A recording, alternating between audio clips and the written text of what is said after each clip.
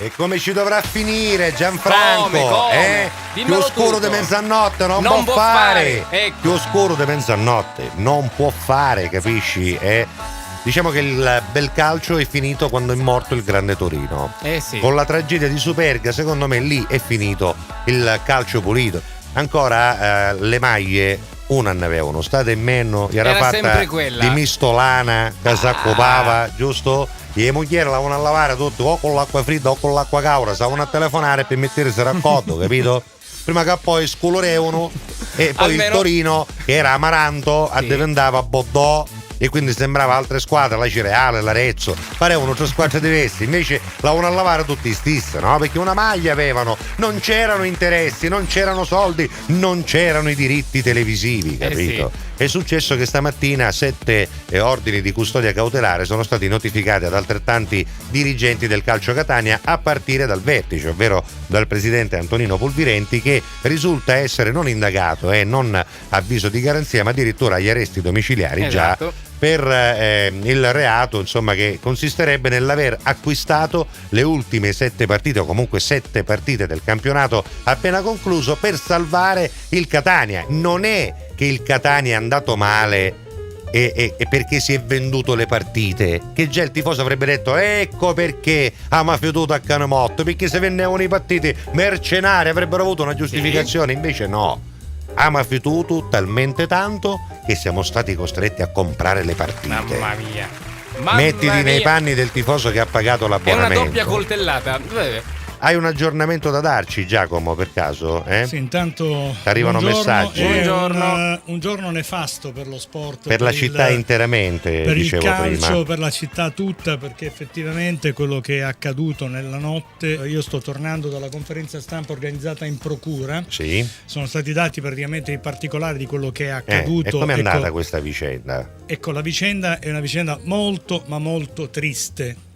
Partiamo dal presupposto che allora, parte da una denuncia del presidente del Catania. La faccenda dell'arresto di Pulvirenti e di altri 6 parte da una denuncia fatta da Pulvirenti? Spieghiamo la motivazione. Vai. Allora, c'è stato un periodo buio, nero del Catania negli ultimi tempi, lo sapete, no? I risultati negativi che hanno portato una squadra che doveva lottare per la Serie A ai bassi fondi della classifica. L'anno prima addirittura per la Champions doveva lottare. In questo anno in particolare le indagini fanno scattare un po' un giro vizioso di dubbi, di sospetti.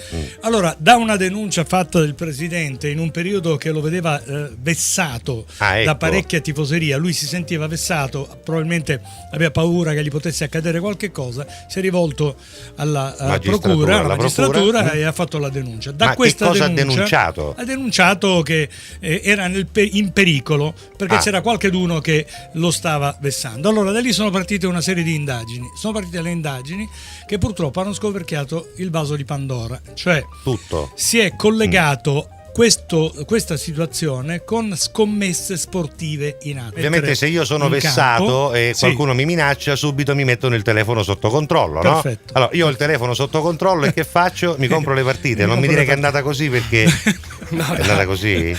Quasi. Da lì Veramente? scattano le indagini. No. Da lì scattano le indagini. Cosentino e Pulvirenti sono stati intercettati che parlavano con sigle che sono state anche spiegate, che addirittura si Quindi parlava c'era un codice. Il magistrato era il presidente Pulvirenti, l'udienza o la causa l'incontro di calcio, la tariffa o parcella dell'avvocato prezzo per la corruzione del calciatore, il treno il calciatore, l'orario del treno o il binario il numero di maglia del calciatore. La cosa che fa riflettere è la celerità della magistratura. Allora, i magistrati sono usciti in breve tempo, quindi parliamo da aprile, primi di aprile, fino a marzo. Adesso, di solito i tempi della giustizia sono lunghissimi. Ad oggi, prima partita Varese-Catania che è finita, lo ricorderete, 0-3 per il Catania, poi c'è Catania-Trapani 4-1 per il Catania, Latina-Catania 1-2, insomma le vittorie del Catania che hanno consentito di potersi sollevare dal contesto. Però attenzione a questo tipo di atteggiamento che la magistratura, su cui la magistratura pone attenzione, nasce anche poi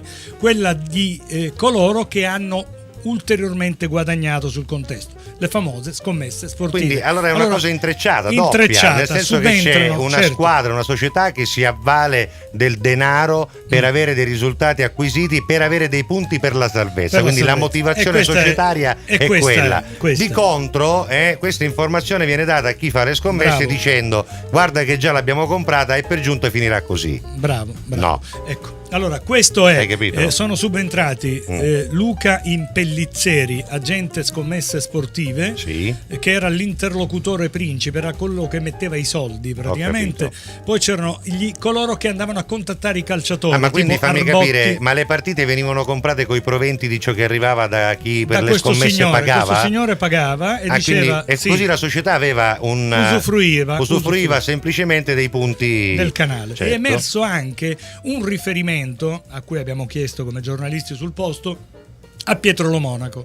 Allora immaginate che Pietro Lo Monaco è indagato perché c'era una partita che non riguarda il Catania ma riguarda il Messina con un'altra squadra e allora da queste indagini è emerso anche il suo nome, il nome dell'amministratore delegato. Questo però mi lascia immaginare un panorama che ancora deve svilupparsi, perché se tu hai parlato di numeri di maglia corrispondenti a calciatori e quindi anche al treno o al binario con il baccaglio che hanno usato, che è un codice, è un modo di parlare in codice, no? Un baccaglio, allora a questo punto risaliranno anche ai giocatori che si sono fatti corrompere, no? Esatto, anche le squadre, anche che hanno responsabilità oggettiva per tutti. E quelle che hai nominato, insomma, saranno. Questa è la pagina più triste del calcio nazionale, perché lo sport, il calcio in Serie B verrà messo in ginocchio. Ci sarà una rivoluzione, definirei quasi copernicana, anche perché i procuratori hanno detto che nelle prossime ore probabilmente ci saranno ulteriori sviluppi con ulteriori arresti. Ora io, per concludere, per rimandarvi a diretta di cronaca alle 14,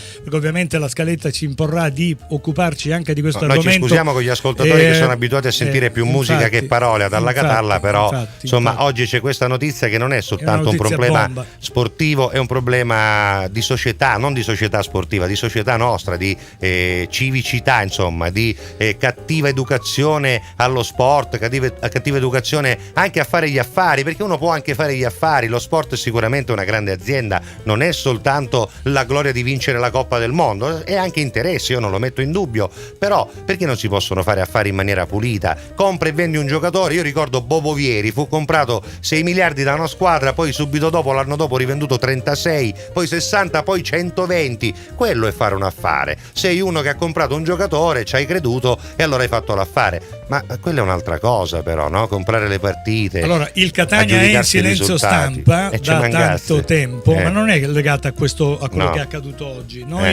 Io lo dico da giornalista e perché voglio non dare per giustiziato il possibile colpevole, voglio che ci possano essere anche delle motivazioni, delle giustificazioni. Io mi auguro che il prossimo passo che la società possa fare, anche perché deve assolutamente parlare alla città, deve parlare a tutti coloro che amano i colori di aprire le porte e dare spiegazioni, insomma. Se c'è da dire, guarda, ci assumiamo delle responsabilità, non ci assumiamo delle responsabilità. Io credo che succederà a un certo punto. Io spero, mi auguro che a breve possa esserci la società che gli eventi lo richiedano. Intanto ringraziamo Giacomo Cagnes, che risentirete sicuramente sull'argomento dopo le 14 con diretta di cronaca. Adesso un po' di musica, Gianfri, perché sennò ci picchiano. Spezziamo un po',